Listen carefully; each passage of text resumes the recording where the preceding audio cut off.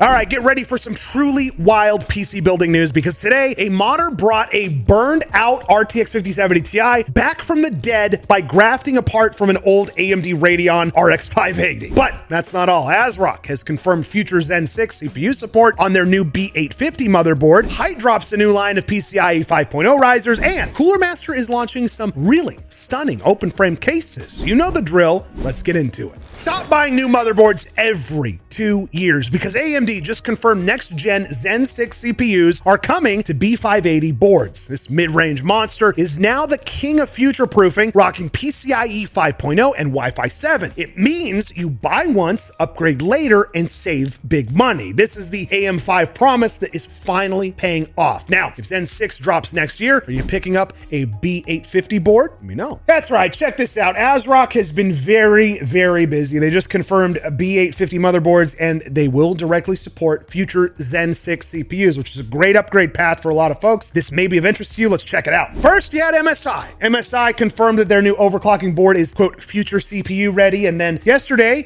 ASUS jumped on the bandwagon and confirmed Zen 6 support for its B850 AYW motherboard. And now you've got our friends over at ASRock. Similar statement. AMD hasn't confirmed anything yet, though. So this is just coming from board manufacturers, and they are suggesting or directly confirming in some instances that Zen 6 will be supported on the AM5 socket. This kind of showed up on Bilibili, Chinese platform. ASRock published just a short little video that showcased several mid-range motherboards. The otherwise boring video, I guess it depends on who you are, but motherboard videos tend to be, included one key detail. These boards are Zen 6 ready. Specifically, the message appears midway through the video stating future Zen 6 CPUs can also be used directly, which suggests ASRock might not even need a BIOS update, which is fairly wild. So what does this all mean? Well, it means that you could invest in a B850 board today and upgrade your CPU 2 generations later to the without changing the motherboard, which is kind of fun. We like that, right? Honestly, this is the AM5 promise finally paying off. This is what everybody talked about, right? Mid-range boards staying relevant for years, big win for consumers and our wallets as well. And getting PCIe 5.0 on a budget chipset like a B850 along with confirmed Zen 6 support, that ain't too bad. It kind of makes it the default recommendation for anybody building like entry-level to mid-range AMD PCs right now or looking to buy one. What do we think about this? So let me know in the comments below. I like stuff like this because it kind of combats planned obsolescence. We've got to like keep stuff around so that we can continue to use them. I mean, dude, look at AM4. That thing's been around forever now, which is kind of crazy. AMD does kind of cook with stuff like this. Let me take a look at the comments, see what some folks are saying. Now, this is an interesting theory, and I'm kind of on board with this. I think this makes sense. They are all leaking Zen 6 purposefully to increase the sales of the boards now, knowing that buyers will think about longevity and future upgrades. Old marketing tactics. That very well could be. That's a great point. Are they coming with the barbecue feature for the X3D CPU? Oh, you catty person, you. DJF2884. That's funny stuff. Let me know what you guys think about this in the comments down below. And while you're there, why don't you hit the subscribe button? Also, just want to point out, look what I made. I made this. This is a cursed keyboard. I made this at Mechanical Keyboards. We posted a full video on the Meta PCs channel. I decided to make the worst keyboard ever. Every switch in here is a different switch. Every keycap, a different keycap. If you want to see some of the guys and gals here at Meta PCs using this keyboard, check out the video on the Meta PCs channel. I'll link it down below. Guys, we went out to the Arizona desert to show you exactly what the Night Reaper for Meta PCs can do. This is just in time for Battlefield 6. So if you're serious about your gaming experience, this is the PC that's going to take you to the next level. Now, I know that building your own PC is always an option, and I love that. But here's the deal. When you get to a certain age, like me,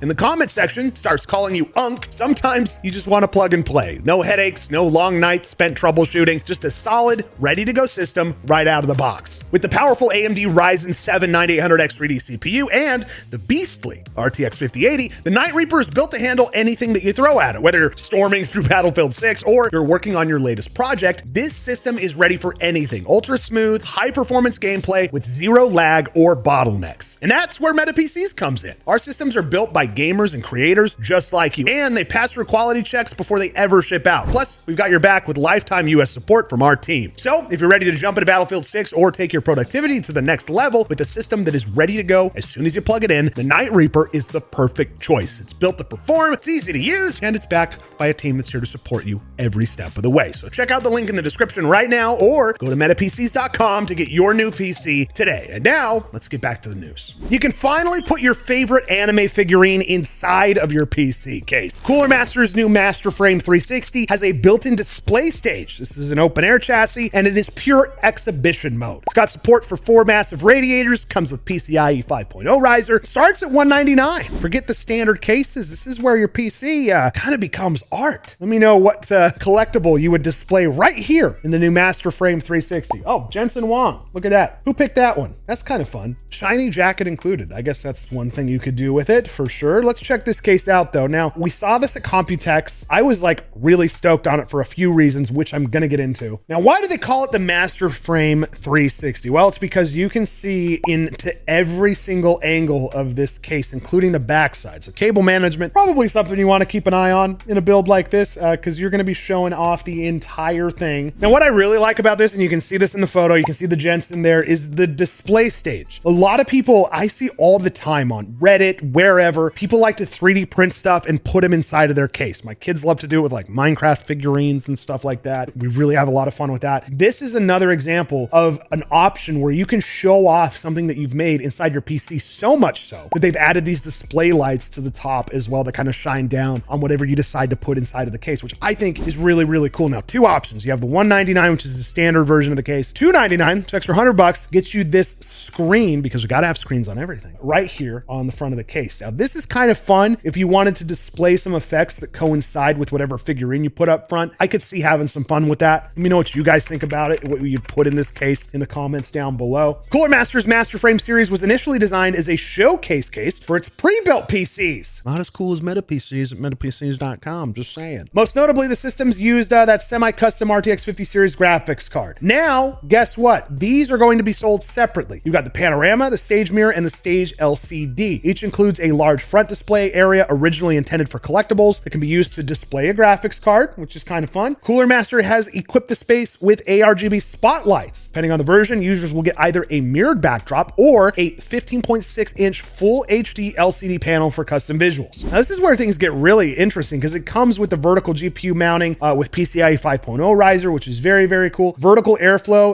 1,220 millimeter fans, 6 at the top, 6 at the bottom. None included by default, so you got to get your own fans, which on a build like this, you probably want to pick out your own fans anyway. I get it. HYTE has like not included fans in some cases and stuff. For this same reason, you're going to want to cook up your own fans, especially with unique cases like that. Usually people go into this with specific stuff in mind, so I get it. And check this out, even fits up to triple fan GPUs, which is kind of nice. Now, it's really interesting. Like for the price point, $199 for an open air case, standard open air, pretty competitive, especially considering they're using high quality aluminum in this build as well. And it includes the PCIe 5.0 riser cable. So all in all, not bad for the price. I'm interested to see just how the LCD model justifies the extra $100. If it's a detailed system monitor, this could be money well spent. It just kind of, I think if it fits your overall theme and you like screens on everything, some people do not care. They do not want screens in their PC. But if this is your jam, extra $100 might not be a bad value. Not to even mention water cool. For radiator support, this is a dream for hardcore water cooling enthusiasts. This is pretty sick. Let's dig into the comments, see what folks are saying. I feel like at a $300 price range, the case should come with fans, or is it just me? Like I mentioned, again, it could go either way on this one. Everyone's gonna have their own opinion. I'm curious of yours, but cases like this, I kind of want to pick my own fans. Like I'd probably go with, I know, pretty basic. I'd go with like the Lee & Lee fans. I'm a big fan of those. Yeah,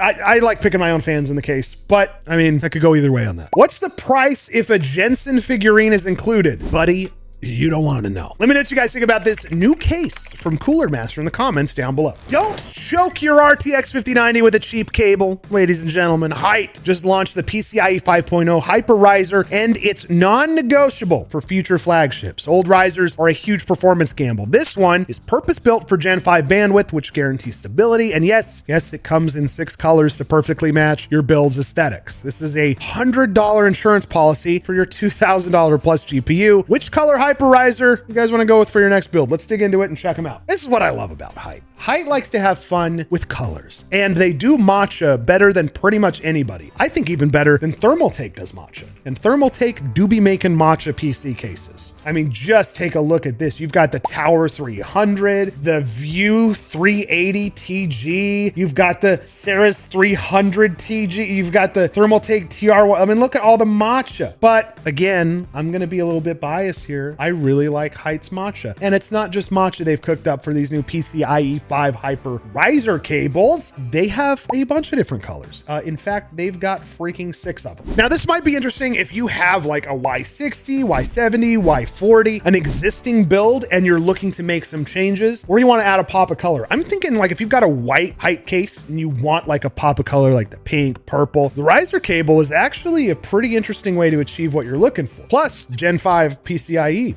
It's kind of fun. HYTE has released its new PCIe 5.0 Hyper Riser cable with vertical GPU mounting kit, compatible with the company's Y70, Y60, and Y40 PC cases. The new riser enables users to showcase graphics cards with large coolers and RGB lighting while maintaining PCIe Gen 5 signal integrity. Now, the Hyper Riser is priced at around $100. Comes in at $100. It's a pretty standard price point for premium next-gen riser cables. I think it's pretty fair. This would be considered an optional upgrade from HYTE's existing luxury riser and improved signal integrity, and you get maximum performance as a result. Kind of fun. Now, with the older riser cables, you can technically run, monster GPUs like the 5090. You can run your 50 series GPUs at Gen 5 speeds because they're over-engineered, but the new Hyper Riser makes sure that it's stable and you've got the longevity for more of those demanding cards. So it's certainly worth looking at as an upgrade. And if you're vertically mounting a monster like an RTX 5090, you need a native PCIe 5.0 riser. I think it's worth it. The old ones, gamble, just get the $100 riser cable. And you know what? The fact that HYTE is offering these in 6 different colors, I mean, dude, your GPU at the end of the day, especially in a HYTE case, the aesthetics matter. And that is the centerpiece of most HYTE cases, is gonna be your graphics card. This ensures that the cable itself doesn't look like an afterthought, which I can appreciate. What do we got here? We got white, black, red, pink, purple, and oh my goodness gracious, is that matcha? Let me know if you guys are looking at picking one of these up, especially if you've got a HYTE case currently. Let me know which one you've got. And if you're looking at these PCIe 5 Hyper Riser cables from HYTE. An NVIDIA graphics card was brought back from the dead using parts from an AMD Radeon RX 580. Yeah, I said it. I didn't screw that up. It's true. This is Frankenstein PC building, man. This is a modder who fixed a burned out RTX 5070 Ti that had a big scorched hole in the circuit board. They used a voltage regulation component from the old AMD card and micro soldered it on. Now, you know what this is? This is an insane display of genius and cross-brand compatibility. The dedication of the freaking PC repair community is absolutely legendary. Let me know if you've got an electronic device that you fix that everybody else gave up on, because my goodness gracious, this is the craziest thing I've ever seen. Now, this is absolutely nuts. And I would love, look at this photo. What happened here? I'd love to know the story behind this, because how do you get a hole burned that big into a GPU? Well, I guess I have a few ideas. We'll talk about that in a second. But first, the RTX 5070 Ti, this thing had catastrophic damage and was brought back to life by an RX 580, the most unlikely of heroes. This is absolutely insane. AMD VRM graft resurrects card with a huge hole burned into its PCB. This is the most adorable thing that I've ever seen. This is a little AMD, this is a red and green sandwich, little GPU sandwich we have going on. This is right in the memory regulation area of the card. So pretty pivotal spot of the card to be missing. Now, we've seen countless repair stores, shunt mods, and even custom designed GPUs before, but nothing compares to a project like this. You married one of the most iconic graphics cards ever released, which is that RX 580 from AMD, with a modern heavyweight, the 5070 Ti. And this is completely insane. You have a Brazilian YouTuber and a technician, Paulo from Paulo Games, who just performed probably what is, I would consider, the most impressive open heart GPU surgery known to man. He sacrificed the soul of a GPU to breathe life into another, birthing a Frankenstein monstrosity that actually works. Check this out. This is a VRM graft. I've never heard of this before until now. This is absolutely insane, the lengths that they went to do this, but it shows, listen, we can fix tech. Even though right to repair is becoming a thing, companies want you to just dump your old tech out, throw it away, and buy the new thing. These Brazilian technicians said, I don't think so, man. I'm not done with this yet. This was originally spotted by Video Cards, and the journey starts all the way in Brazil. where a dead RTX 5070 Ti got carbonized in a lightning surge. So lightning surge is the cause of that thing. It looks like a bullet hole to me. This is crazy. It was so bad that the shock burnt a literal hole through its PCB. That means a sudden arc flowed across the GPU that was beyond any voltage that the card could handle, and process, a part of the board ruptured, specifically the top left corner where the VRMs sit. Again, a fairly important part of the card to have a hole blasted through it. It's a fair point. Any sane person would consider this a tax write-off, the best possible course of action for an expensive dead GPU, but this guy said absolutely not. I'm gonna fix this bad boy, and here's how he did it. So here's the deal, breakdown. The core is fine at this point. The memory, also fine. The power delivery systems is what was being affected, which implied, listen, all you need is some circuitry work, right? So we got some schematics, a few wires, bridged together the lost traces, jumped a few components, and then you got to make sure that nothing short circuits. This is easy, right? This is simple. No? Hard? Uh-oh. There were no core voltages on the 5070 Ti, and the card only showed signs of life when it was tricked into supplying current to the PCIe power and memory voltage lanes. So what do? Enter the RX 580. This is a donor board, so it doesn't actually have a GPU, but it does have a working power delivery system with VRMs that can serve as the lifeblood for another card. So the surgery begins, siphon power essentially from the RX 580 to the 5070 Ti's main voltage lines. And this is where things get really interesting, because my initial thought when I saw this was like, okay, AMD card, NVIDIA card, how are they overcoming some of the differences between these two GPUs? It's worth noting, the AMD and NVIDIA handle power management very differently. So that introduced another layer of challenge and risk. So the wires connecting the VRMs were shielded heavily to ensure they could handle the heat from the high voltage flowing through the cards. Man, this is crazy. So long story short, let's boil it down. Basically what happened is soldering the VMR, which is the voltage monitoring and regulation circuit from the AMD donor card, onto the NVIDIA PCB. Long and short of it. This has got to be like one of the coolest things that I've seen all week. This is like saving a Ferrari using the radiator from an old Ford Focus, which, man, there's a lot of ingenuity that goes into that. Also, this is fair to mention, and I saw this brought up in the comments as well, the level of precision needed to perform a VMR graft is insane. This is like tracing burned out traces and micro soldering components from one brand onto another. This person is like a genius. This is really cool. He's smarter than me, at least. And really, at the end of the day, what I hope this story does is I hope that it gets people more into PC modding and repairs, because when stuff like this is possible, especially, beneath the brand wars and things like that, handling the fundamental electronic components and interchanging them like this gives me hope that we can still make cool stuff. And you know what? Logic be damned. He could have just thrown this out and said, screw it. But the fact that he made this happen and is showing it to the world, my goodness gracious, really cool stuff. All right, guys, that's going to do it for today. Make sure that you hit like and subscribe down below. And as always, we'll see you again next time.